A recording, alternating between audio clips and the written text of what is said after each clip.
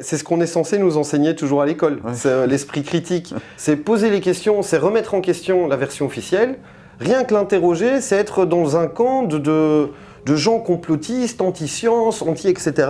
Ouais. Franchement, il faut qu'on arrête de se foutre de notre gueule, mais une bonne fois pour toutes. On est complètement infantilisé et réduit à un état d'aliénation et d'hyperdépendance en fait à ce système. L'information n'est jamais neutre. Le mouvement en fait quelque part de nos corps va complètement dépendre de ce dont quoi nos esprits ont été nourris. C'est ce que Hannah Arendt décrit, c'est à surcharger les gens d'informations, ils ne seront plus en mesure de décider et de pratiquer leur esprit critique. Et nous, ce qu'on propose, c'est à travers des petites actions extrêmement simples, avec des objectifs extrêmement clairs, de pouvoir récupérer petit à petit cette part de citoyenneté qui fait partie de notre nature en tant qu'être humain, à savoir exercer des droits politiques.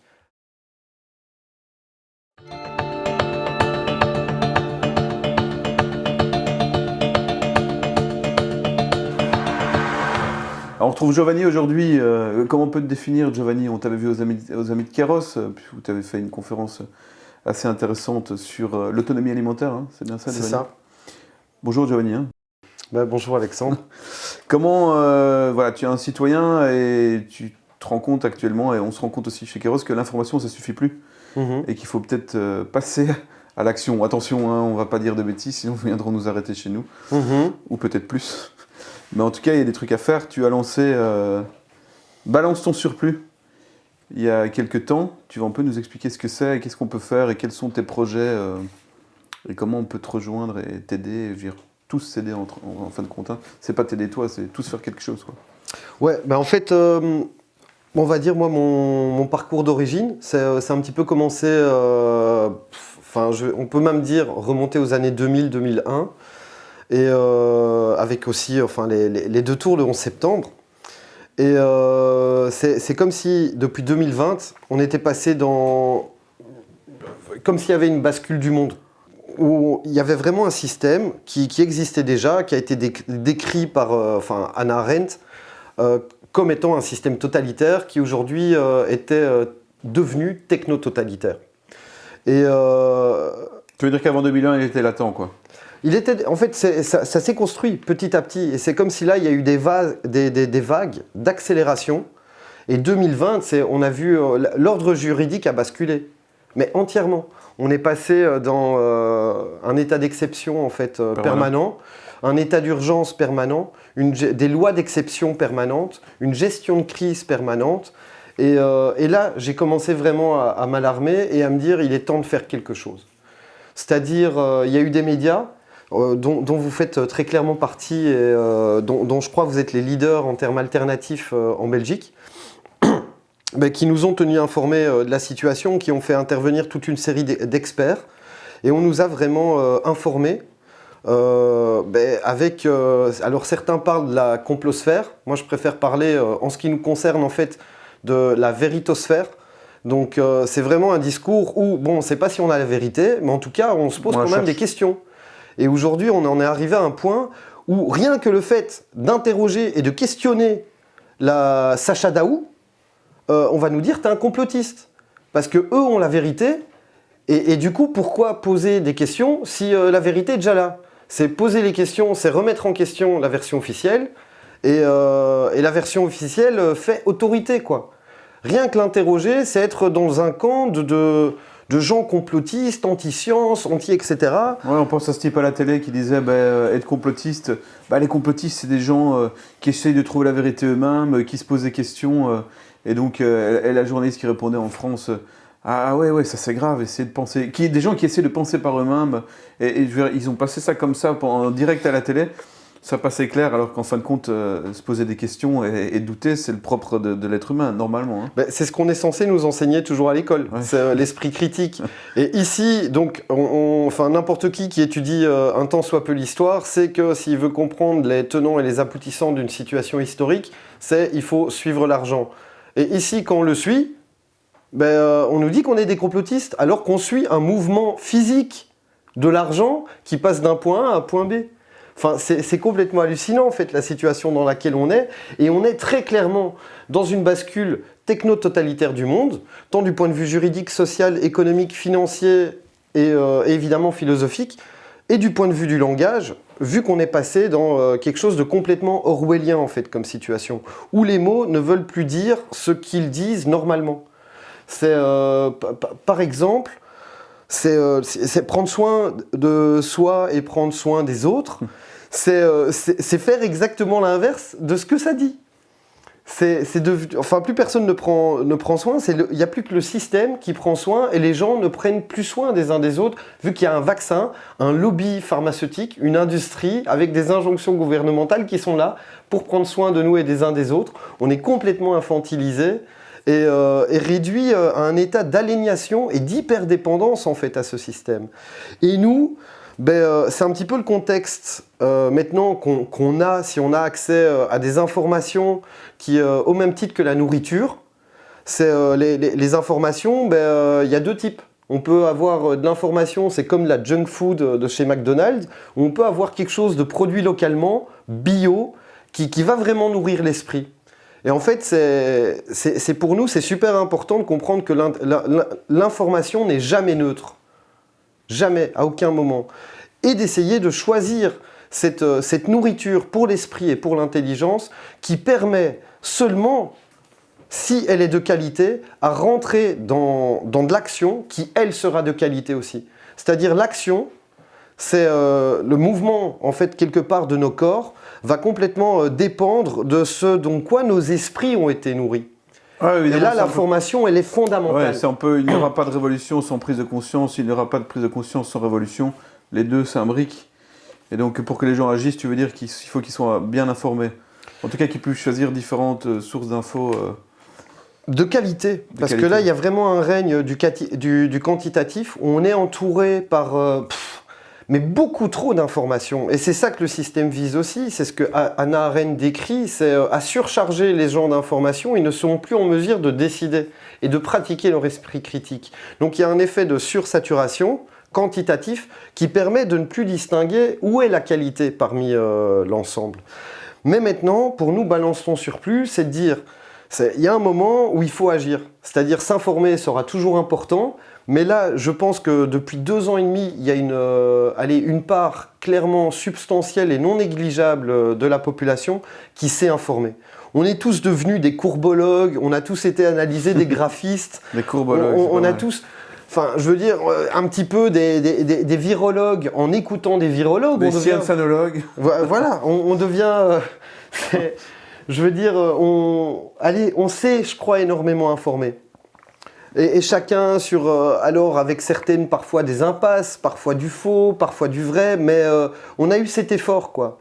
On l'a produit, on l'a fourni, et peut-être maintenant, on pourrait passer à une forme d'information, et c'est passer de l'information, mais pour informer l'action. C'est-à-dire c'est sortir juste d'une forme de bulle comme ça théorique dans laquelle on resterait et qui s'auto-nourrirait tout le temps, on veut toujours plus savoir. Maintenant, il s'agit de... On sait. Ouais, on sait. Qu'est-ce qu'on fait? Et nous, Balance ton surplus, c'est vraiment ça. Donc ce contexte qui est techno-totalitaire, qui vise à l'aliénation et à l'hyper-contrôle des gens. C'est comment on va pouvoir résister dans un premier temps. Parce que là, il s'agit de résister. Je pense qu'on n'est pas encore suffisamment organisé, probablement pas encore suffisamment nombreux, que pour pouvoir véritablement créer quelque chose. Mais on peut déjà créer de la résistance et de la résilience. Donc ça, c'est vraiment le but de Balance ton surplus. C'est de donner, en tout cas de proposer aux personnes, aux citoyens, la possibilité de commencer à s'organiser de manière appropriée. Alors ça veut dire quoi, balance ton surplus? Explique. Balance ton surplus, on vit dans une société qui... c'est partir d'un point de départ. On a reçu des factures, donc les indépendants essentiellement les classes moyennes. Ouais, c'est les boulangers, tous ceux qui... Les précaires n'ont pas vu une augmentation du prix de l'énergie. Par exemple, quelqu'un au CPS et quelqu'un de pensionné, quelqu'un qui a accès au tarif social. Le tarif social, il ne le voit pas encore. Ouais. Mais il ne paye pas la facture d'énergie, mais il paye déjà toutes les augmentations qu'on peut avoir au niveau du panier, au niveau de l'alimentation, au niveau des services, au niveau de l'essence. Donc il y a toute une série de choses. En fait, tout augmente. L'énergie, c'est le sang qui nourrit l'économie. Donc quand bien même un entre guillemets précaire, ou enfin en tout cas un usager de l'aide sociale, même pour eux, tout augmente. Alors peut-être pas la facture de gaz, mais tout le reste, lui, il augmente, de facto. Et donc on est tous confrontés là, enfin je l'ai dit dans une autre interview, c'est en fait ces factures qu'on reçoit avec des chiffres qui ont été multipliés par 3, 4, 5 fois 10 pour certains, c'est en fait c'est un faire-part de décès. C'est votre entreprise, elle est morte. Le confort de ta famille, les vacances, c'est mort. Des vêtements chauds pour tes enfants, c'est mort. En fait, un frigo bien rempli avec une nourriture de qualité, c'est mort. Ouais, Giovanni, complètement. Bon, en même temps, on va nous traiter de complotistes. D'ailleurs, parler du Great Reset alors que c'est le nom d'un livre de Klaus Schwab, c'est être complotiste. Mais on sait que leur plan, il est très clair. Ils veulent, Klaus Schwab le disait dans The Great Reset, la grande réinitialisation, Covid-19, la grande réinitialisation, il le disait, 70 à 80% des emplois risquent de disparaître. En même temps, il disait qu'Amazon, Alibaba, Google, toutes les grosses boîtes avaient fait énormément de bénéfices. Comment résister à quelque chose qui est quand même planifié avec une destruction de la famille, hein, avec certaines logiques dont on a déjà parlé, LGBTQ++, des choses comme ça. Comment lutter contre... Dans ton idée de balance ton surplus, comment nous on fait pour s'organiser, pour lutter contre des sociétés qui se font un pognon dingue, les sociétés énergétiques, qui vont nous envoyer des factures à... j'ai vu la facture d'un ancien gilet jaune, d'un gilet jaune, qui est toujours gilet jaune qu'on a interviewé il y a quelques années, qui a 2000 € pour 8 mois, en plus de ce qu'il payait. On a entendu ici dans le coin de nos bureaux qu'un boulanger en avait pour 20 000 € de facture. Il y a d'autres boulangers qui mettent des messages qui ont 50 000 €, donc ils mettent la clé sous la porte, comme tu dis, des familles décimées, des violences conjugales, des enfants qui vont déscolariser, des suicides, etc., tout ce qui va avec. Comment on fait pour s'organiser et pas être tout seul devant sa facture? Je pense que tu as pensé à ça dans Balance ton surplus. Ici, je vais répondre en deux parties. La première, sur le Great Reset, c'est la folie pure, qu'on nous accole une étiquette de complotiste. Le livre, 1, il est publié. 2, le site du World Economic Forum, il faut aller le voir. Il y a tout un programme pour comment ils vont refaire toute la société. On a quand même affaire, avec le club de Davos et le Forum économique mondial, à 3000 multimilliardaires qui ont un pouvoir colossal, qui représentent à eux seuls 85% de l'économie réelle au niveau du monde. C'est faut qu'on arrête de se foutre de notre gueule en disant qu'on est des complotistes. Je veux dire, s'il y a bien des abrutis, mais que c'est même plus des abrutis, c'est psychotiques, c'est-à-dire des personnes qui sont même plus en mesure de reconnaître le fait de la réalité qu'il y a devant leurs yeux. Alors qu'ils aillent voir. Parce que moi, sur ça, j'en peux plus de ce truc de complotiste. Franchement, il faut qu'on arrête de se foutre de notre gueule, mais une bonne fois pour toutes. Ça, c'est 1. 2, maintenant, sur l'action, c'est en fait s'organiser, la classe moyenne est visée. La classe moyenne, on va remettre les pendules à l'heure, c'est celle qui a permis à tous ces gens, à toutes ces multinationales, à tous ces politiciens, en fait, la classe moyenne, c'est la classe qui consomme. En tant que consommateur, la classe moyenne a renoncé à ses droits politiques. Elle consomme. Ce n'est pas une classe de citoyens actifs qui essayent de se défendre. Par définition, la classe moyenne, elle veut devenir un petit peu plus riche, elle veut certainement pas retomber dans la classe précédente. Et c'est dit depuis Mazarin et Colbert qui dit s'il y a des gens qu'il faut taxer, si les bourgeois on les taxe, ils s'en vont, si les pauvres on les taxe, on ne sait pas les taxer, ils sont pauvres. Taxer qui? Taxer la classe moyenne. C'est elle, c'est la classe moyenne est la pure création du capital, elle en est la vache à lait. C'est elle qui hyper-consomme ce qui est hyper-produit. Dans une schizophrénie permanente, comme dit Alain Cardo. Et ce que je veux dire, c'est que dans ce cas-là, c'est à partir du moment où la classe moyenne est véritablement une classe de consommateurs qui a abandonné ses droits politiques, en fait, parce qu'elle a renoncé à son devoir politique. Et donc, ce qu'il s'agit pour nous, balance ton surplus, c'est aussi de dire, ok, on balance le surplus de la facture. Ça, c'est le point 1. Mais après, dans une société hyper productiviste, Par nature, balance ton surplus, il y a une chier de nature, de surplus pardon, qu'on va devoir balancer. Un surplus de conneries, c'est la première chose qu'on doit commencer à balancer. Cette société, c'est la première surproduction qu'elle produit, c'est de la connerie. C'est-à-dire, c'est vraiment le socle sur lequel se construit cette société, ce système qui est ce qui existe au niveau apparent de l'état profond. L'état profond est ce qu'il y a derrière le système. Le système, c'est ce que l'on peut tous voir. Donc balancer sa télé, tu veux dire balancer ses... Balancer sa télé, balancer le pseudo-écologisme, balancer toutes ces vues de l'esprit, balancer son propre consumérisme en fait. C'est devenir citoyen. C'est-à-dire si balance ton surplus, ça va vraiment être proposé un chemin de transformation.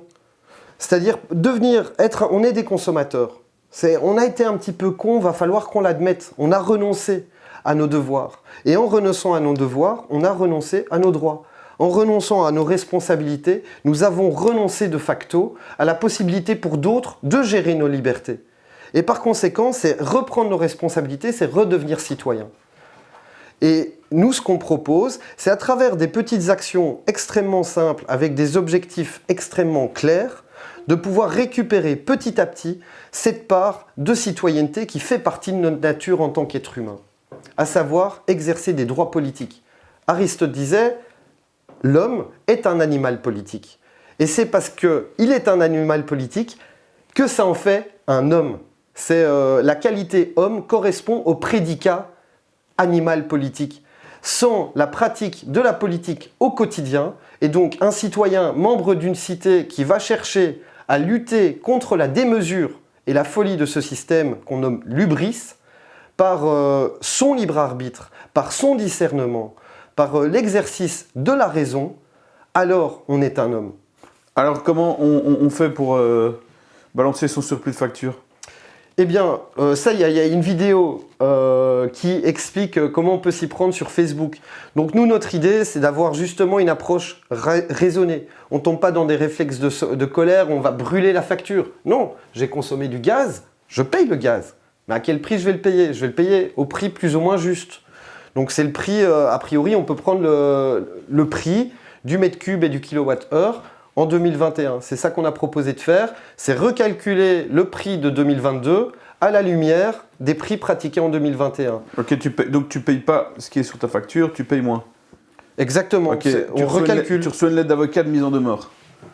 La mise en demeure, en fait, nous, on a mis déjà en demeure les fournisseurs, en disant que ce surplus n'était pas démocratique, qu'on ne nous a pas consultés, qu'on nous fait payer des sanctions qui rentrent dans le cadre d'une guerre hybride. Moi, je suis en guerre contre personne. Pourquoi je dois payer pour une guerre sur laquelle on ne m'a rien demandé ? Enfin, c'est hallucinant. Et d'ailleurs, sommes-nous en guerre ? Est-ce qu'on est en guerre ? Est-ce que l'Ukraine est un allié de l'OTAN ?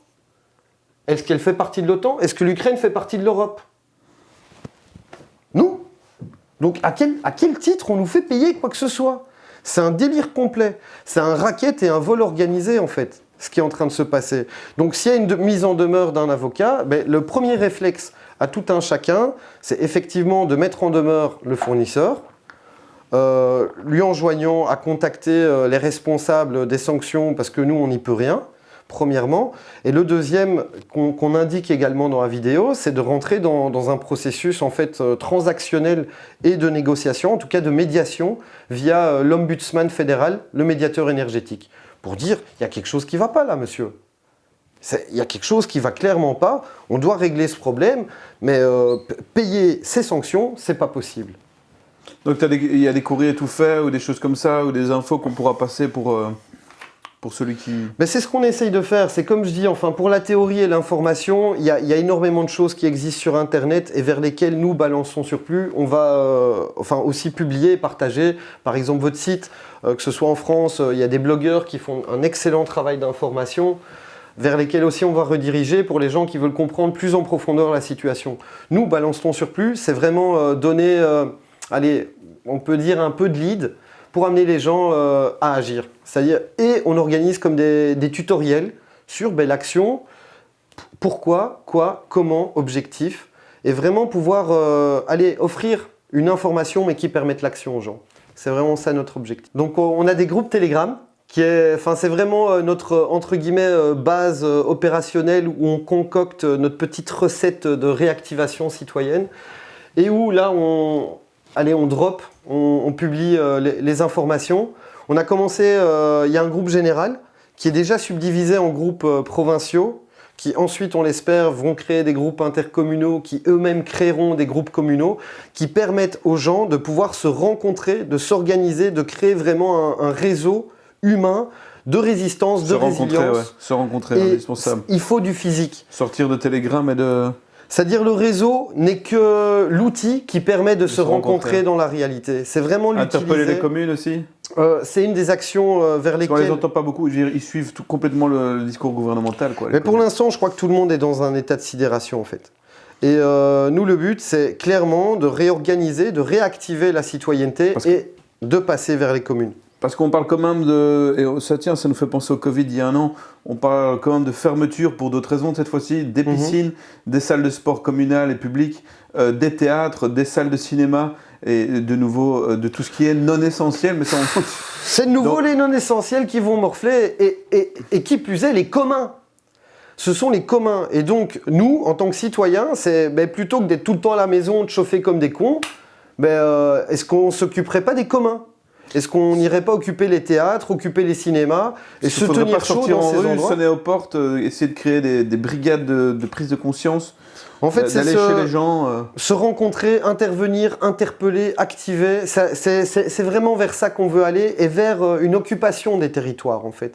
Je pense qu'aller tous gueuler à la gare du Nord, ça n'a plus servir à grand chose. C'est maintenant, il faut rencontrer les gens, les interpeller. On est tous dans la merde en fait. Face à ce Great Reset, face à cette opération concertée, libérale, de domination totale des gens en fait. C'est comme ça qu'on doit l'appeler, on ne peut pas l'appeler autrement. Et donc, mais par exemple sur l'énergie, c'est aussi à Balance ton surplus, on va créer une annexe pour les indépendants et aussi pour les travailleurs de l'énergie. Parce qu'en fait, aujourd'hui, il faut bien comprendre, c'est l'actionnariat qui se gave sur ce surplus. Et en fait, nous, ce qu'on s'est dit, c'est que l'énergie, c'est un bien commun. Et que pourquoi on ne se débarrasserait pas de l'actionnariat et non pas nationaliser, c'est vraiment avoir un contrôle et une production citoyenne. Dans les centrales à gaz, dans les centrales nucléaires, le parc éolien, le parc solaire, tout le parc énergétique est géré par des citoyens. Tout le parc, par des gens qui travaillent, qui font leur boulot et qui savent comment le faire. Donc ici, on vend à prix coûtant avec le prix de la matière première, le prix de la maintenance de l'appareil de production, le prix de la recherche et du développement qui permettra d'améliorer l'outil de production et de faire baisser les coûts pour ceux qui consomment. En fait, on est tous gagnants à jouer cette carte-là. Et c'est pas du privé, c'est pas du public, c'est vraiment réactiver le sens des communs.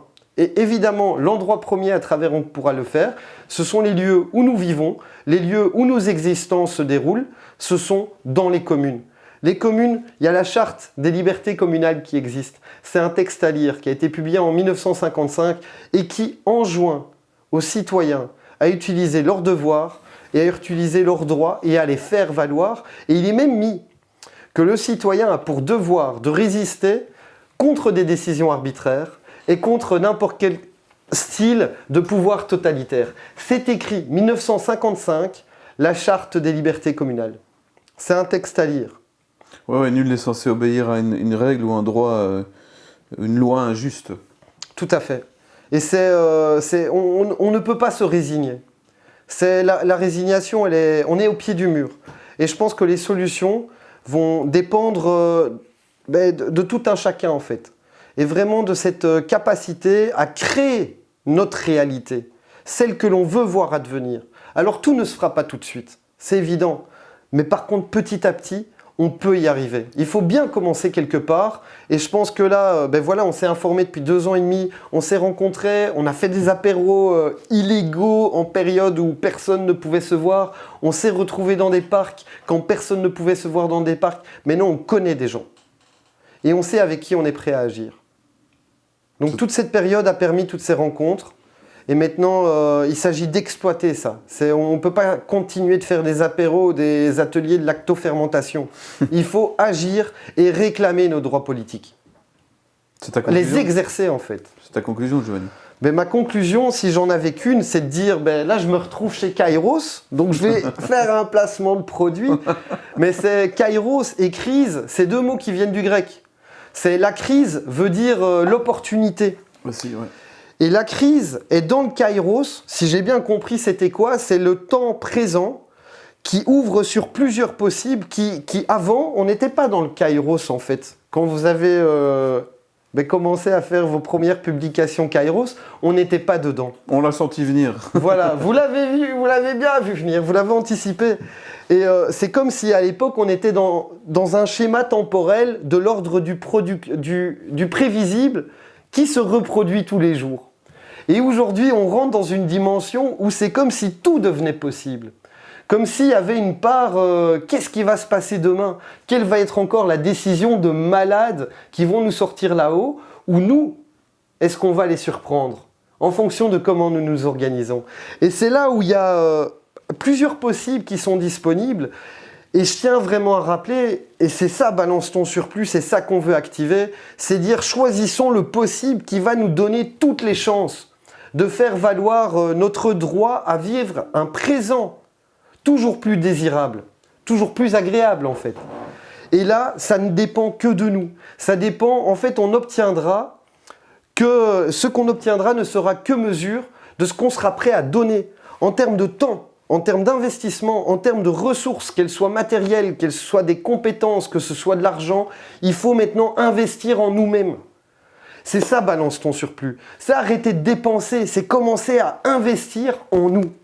Se donner les moyens, que ce soit un média, que ce soit un lieu de transmission des savoirs, que ce soit des rencontres, des ateliers, pourquoi pas de lactofermentation, que ce soit des actions communales, que ce soit des camionnettes qui permettent de déplacer du matériel, mais recréons.